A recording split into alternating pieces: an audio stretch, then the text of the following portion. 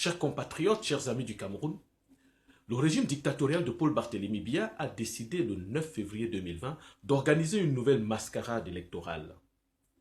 Pourtant, ça fait plus de 3 ans que Stand Up for Cameroun, et depuis 2 ans le CPD, deux mouvements auxquels j'appartiens, ont décidé de boycotter cette élection et d'appeler le peuple camerounais à ne pas y participer tant que dans le nord-ouest et le sud-ouest, la guerre continuera de faire des ravages et des victimes, et tant qu'un code électoral consensuel n'aura pas été mis sur pied.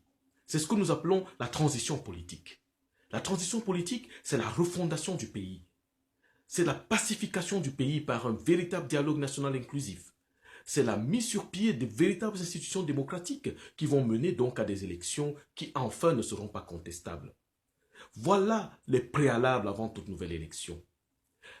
L'élection présidentielle d'octobre 2018 ne nous a pas, hélas, donné tort. Et c'est aujourd'hui heureux qu'un mouvement qui monte comme le MRC rejoigne enfin le camp du non à cette élection et à ces mascarades à répétition.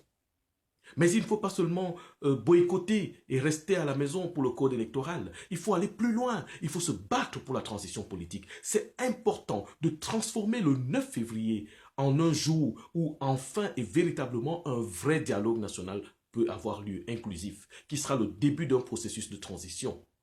Oui, en effet, si le 9 février, le peuple camerounais transforme cette élection en un plébiscite d'autre chose, c'est-à-dire d'un dialogue national, d'une transition politique, nous aurons gagné en effet le changement au Cameroun. Et c'est possible. C'est pourquoi j'appelle le SDF, j'appelle l'UDC, le PCRN et tous les autres partis d'opposition à rejoindre Stand Up for Cameroun, le CPD et le MRC maintenant, pour boycotter cette élection de manière active et mobiliser les populations pour exiger une véritable transition politique. Et M. Biya peut plier. Ensemble, nous le pouvons. Et c'est le début d'une nouvelle lutte qui, cette fois-ci, je le crois, va mener jusqu'au bout.